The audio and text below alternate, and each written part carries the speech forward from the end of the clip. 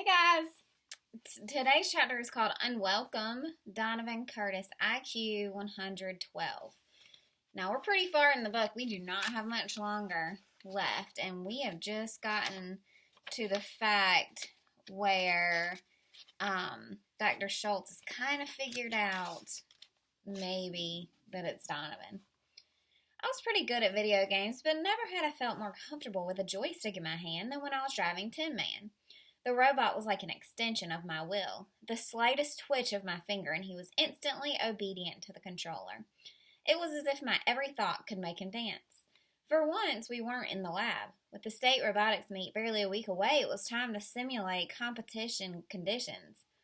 The team had spent all morning converting the gym into a perfect copy of the Duchess Auditorium where the tournament would take place. Tin Man moved back and forth, accepting inflated rings from Abigail and placing them on the pegs we'd attached to the gym's climbing apparatus. We'd even set up the pit, which would serve as our headquarters at the meet. It supplied everything from tools and spare parts for Tin Man to a cooler of UNGIFTED, a high-energy drink that, according to Noah, hydrated faster than Gatorade. Most of the team was gathered around Oz, their eyes panning back and forth from the robot to the teacher's stopwatch. They let out an audible groan when I raised one of the rings too high and had to stop the robot to lower the mechanism down to the peg. That cost us time for sure. Easy, Donovan, the teacher cautioned. Remember, you've got a stronger motor in the forklift. At last, Tin Man placed the final ring, swung around, and headed for the starting position. The stopwatch beeped and Oz called out our time. Best we've ever done, people, even with a few hiccups. This is going to be our year, Latrell crowed. We broke out the ukulele and toasted Tin Man and one another. Chloe had brought brownies, so it was kind of a party. It actually reached the point of some good-natured trash talk directed toward Cold Spring Harbor and how Tin Man was going to leave their robot lying in the dust. Of course, our team members were too polite for real trash talk, so I had to show them how it was done. Their hunk of junk can't stand a chance against Tin Man. Their hunk of junk wouldn't stand a chance against Tin Man's grandmother. Tin Man can't have a grandmother, Noah interjected. A machine is not a living entity. It has no familial line. Probably why I never ran into any robots on Ancestry.com. We get the point, Oz put in, grinning. Let's keep it to ourselves. It's a little premature for a victory celebration. There's no way Cold Spring Harbor can match the kind of times we're putting up, Kevin enthused. Not unless they're running their robot on rocket fuel. I've never been much of a joiner, so this was my first taste of how it felt to be a part of a team that was a real contender. And not just a part. With the robot completed, I was more important than any of them. All those geniuses, and the one person who could make Tin Man perform at championship level was the dummy who got stranded in the gifted program by mistake. I didn't have a clue how to design, build, or program a robot, but it was up to me to bring home the gold. For the very first time since I'd landed at the academy, I truly belonged. The heavy metal gym door was thrown open with such violence that it pounded against the cinder block wall. There, framed in the light from outside, was nothing less than an avenging angel, Dr. Schultz. I swear he crossed the gym in 3 gigantic strides, shooting sparks from his eyes. I considered running. But what for? Even if I could manage to escape, where did I think I could go? I was completely and totally busted. Dr. Schultz, what a surprise, said Oz. You're just in time to see us put Tin Man through his paces. That'll have to happen some other time. The superintendent's voice was colder than his expression, if possible. The eyes fell on me. Donovan Curtis, your parents are on their way. Chloe was the first to clue into the gravity of what was going on. Donovan might not be gifted in the same way as the rest of us, but he's the heart and soul of our team. He's the heart and soul of our class. Dr. Schultz regarded her sternly. Donovan's problems go far beyond trying to be what he's not. I followed him out of the gym while the squawking and protesting of my teammates rang off the rafters. He drives the robot. We're dead without him. He is so gifted. He brought us Katie. He showed me YouTube. He's one of us. Their support would have made me feel good if I hadn't been on my way to the end of the world. I scrubbed hard with the polishing cloth, and Madagascar got a little shinier. Maybe. It was so dark in the sub-basement of the administration building that it was hard to tell Africa from South America. I was in the dungeon, or at least the closest thing they had to a dungeon in the Hardcastle School District. My sentence was to polish up the bronze world I had knocked off Atlas's shoulders all those weeks ago. The worst part wasn't the polishing. It was chipping off years of bird droppings that had ossified by a chemical process I'll bet even Noah Euclid couldn't explain. It was all useless, of course. There was no way Schultz was going to put this thing up again, not after what had happened, but he wanted it perfect and gleaming in its hiding place. Actually, what he really wanted was for me to suffer. Believe it or not, cleaning the celestial sphere as part of 20 hours of community service was my only punishment for everything that had happened.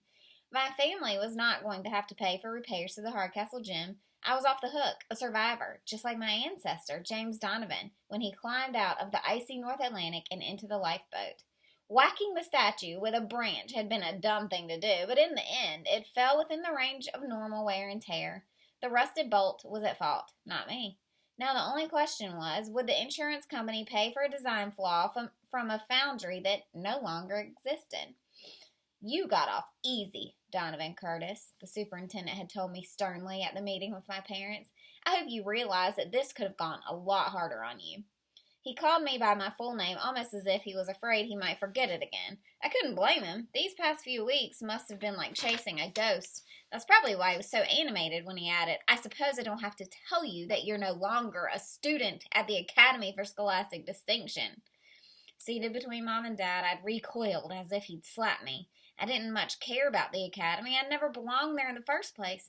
But it hurt to be off the robotics team. My mother cried, but it wasn't exactly breaking news. She cried whenever anyone got voted off the island on reality TV. I understood her disappointment. As of today, I wasn't gifted anymore. Not only that, but I was responsible for the biggest town disaster since the famous gas line explosion of 1986, which ruptured a drainage pipe and filled the Hardcastle Public Library with raw sewage up to the second floor. Ugh. Worse still was how Dad took it in stride. Some of that might have been his good mood at finding out he wasn't going to have to foot the bill for a new gym. Mostly, though, it said he never truly believed I was gifted in the first place. His only comment was, do you think Turpentine will take that bumper sticker off the car?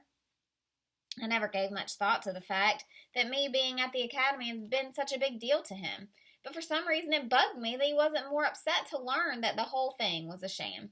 You always suspected, huh, Dad? He was quiet for a moment then. You know that website you like, the one about the ancestors and great-granduncles and old-time relatives? Well, I did my share of that kind of poking around when I was your age. That didn't make sense. They had Ancestry.com when you were a kid? Well, back then they called it the library, but if you go through enough microfiches, you can learn the same thing. The names you dig up, I've heard most of them before. Irish forebears who moved to America, Canada, England, Australia, places like that. Amazing! I still couldn't explain why I did the things I did, but at least now I understood why I turned to Ancestry.com to look for answers. All those people went on to different jobs, he continued. Teacher, construction worker, lawyer, gravedigger, even a mayor and a couple city councilmen. As far as I can tell, they all lived satisfying, happy, productive lives, but you know what? Not one of them was especially gifted. Think about that and maybe you'll see why I'm not so crushed about this. What matters, the only part I really care about, is that you're happy. It was an impressive speech for a normally quiet guy like my dad. There was only one problem. I wasn't happy. In fact, I was pretty far from it. It was completely outside my control, but it felt like I was letting the robotics team down. For sure, Tin Man wasn't going to win anything with Abigail at the joystick. Worse, Katie was quitting human growth and development. If they boot my brother, they boot me too, she said stoutly. Who says you're not gifted? You do, I replied honestly, and it's the truth. Come on, Katie. It wasn't the kids who kicked me out. They're still 14 hours short for their credit. They'll have to go through summer school. That's tough, she snapped. Summer school will be good for them. Let them see how the other half lives. What could I say? She was supporting me. Strange she should choose to start now. I felt bad, but I had to let it go. Dr. Schultz had spelled it out. That place wasn't my life anymore. And the real world had never been. My locker was gone. I mean, it was still there, but while I was at the academy, the administration had hacksawed my lock off and all my stuff had vanished. At the office, they told me to make a list of the missing items. I tried, but the only thing worth more than 3 cents was one combination lock, so I gave up.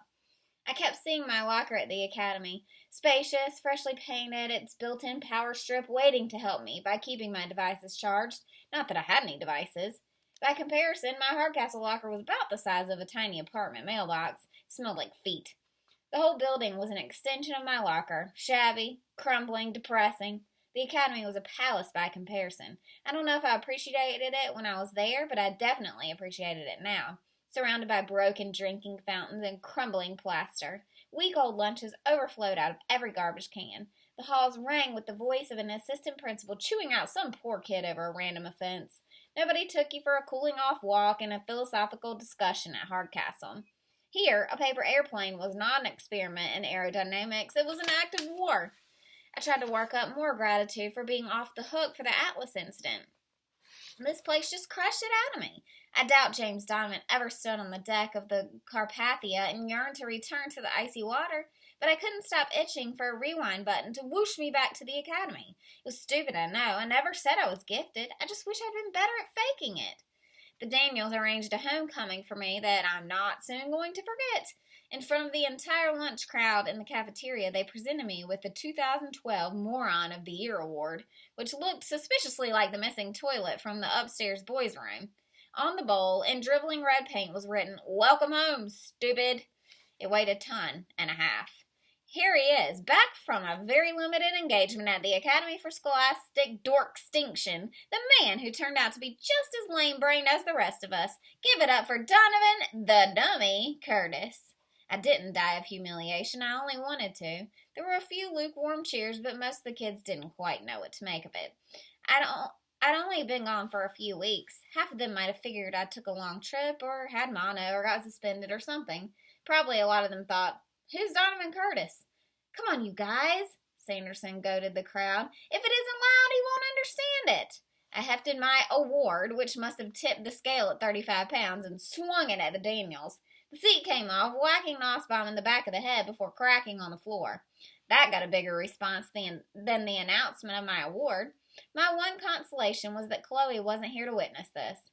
I didn't know for sure, but she struck me as a pacifist. At any rate, toilet fighting was probably a no-no. This might have cured her of her longing to be normal. If it didn't, she was nuts. "Come on, man," Nussbaum offered. "We'll buy you lunch." "I brought my lunch," I said stubbornly. "Then grab a table," Sanderson instructed, rubbing the back of his head. "Don't forget your award. What's left of it." I was wary. I'm not going to get blamed for stealing this, am I? I'm running low on schools I haven't been kicked out of yet. "See, that's what's been missing around here," Nussbaum noted. "That Donovan sense of humor. Welcome home, bro. The place wasn't the same without you." We had lunch with Heather and Deirdre, apparently. Those four had been eating together for weeks. That made me the party crasher. I thought the one good thing about coming back to Hardcastle was at least I fit in. Guess again. As it turned out, I had to throw my sandwich away. It had spent the morning in my locker, and now the mayonnaise tasted like feet. I took handouts from my four companions. Girls put avocado in everything. I was back with friends, or what passed for that. Funny, I'd been convinced I was friendless at the academy, but I'd felt more a part of things in Oz's robotics lab than anywhere at Hardcastle. How could I compare the Daniels and their jokey, in-your-face version of friendship to the guardian angel / hacker who had basically risked everything to pass that test for me? Now, with the academy permanently in my rearview mirror, I still had no idea who it was. I would have liked to say thank you. In a weird way, though, that person was even more ungifted than me. It made no sense to believe that a test score could make me into something I wasn't. Classes at my new old school weren't better, exactly, but at least I understood what was going on. I'd been faking it for so long at the academy that it was startling to suddenly know actual answers. I even raised my hand a few times in math until Sanderson bounced a spitball off my skull and hissed, "Dude, this isn't the academy." And I couldn't help thinking, no, it sure isn't. You can see it in the paint job and taste it in the bad cafeteria food. You can hear it in the dead air that hangs in the classroom when the teacher asks a question. You can smell it in the sweaty gym socks, so different than the synthetic oil aroma of a set of Meccanium wheels. While I was in the bathroom, someone stole my toilet. The award one, not the one I was using. I made a mental note to buy Febreze for my locker. On the way home, the Daniels and I passed by the statue of Atlas. I hadn't been there for a while, not wanting to revisit the scene of the crime. The Titan was still oddly bent, with no celestial sphere to weigh him down. And, at the bottom of the hill, the entrance to the high school gym remained boarded shut. I'd been so wrapped up in my own weird predicament that I hadn't given much thought to the mess I'd made over here. The wave of remorse was stronger than I'd anticipated. Suddenly, 20 hours of scraping pigeon poop off a bronze sphere seemed like no more than I deserved. You've done a lot of crazy stuff, Nussbaum sighed, but this was your finest hour. It wasn't so fine for the gym, I said bitterly. Or for me. Sanderson nodded thoughtfully. You're right, it would have been better if the Globe had gone crashing into the parking lot. It could have smashed like 10, 15 cars. I glared at them. You guys deserve the toilet award more than me. Nussbaum grinned appreciatively. Good to have you back where you belong. Where I belong. I looked at the gray, dreary hulk of Hardcastle Middle School and felt deeply bummed that he was probably right. Cheating investigation. Interview with Abigail Lee. Miss Bevilacqua. You're aware, of course, that Donovan Curtis has left school for good? Abigail. He never should have been here. I knew that from the first day. Miss Bevilacqua. As did I, which brings up the question of how he managed to pass the retest. We believe that someone took control of his computer and helped him cheat. Was it you? Abigail. You must be joking. I'm the last person who would help that guy. His presence lowered academy standards for every one of us. Why would I want to help him stay? Miss Bevilacqua. Well, for one thing, his sister was providing you with a human growth and development credit. Then there's the robotics team in which he'd taken a key role. Abigail. Oh, please. He worked a joystick like any other half-witted gamer. Miss Bevilacqua. Except that a better driver could have meant the difference between winning and losing. It's been my observation that you're not too keen on losing. Abigail. Nobody likes to lose. Miss Bevilacqua. I know how you think, Abigail. For you, education is more than learning. It's a high-stakes chess match. The state robotics meet is a resume builder. A better resume means a better college. Better college means a better future. Just how far would you be willing to go to assure all that? Abigail. Part of strategy is risk versus return. Why would I risk getting busted for cheating over a jerk I can't even stand?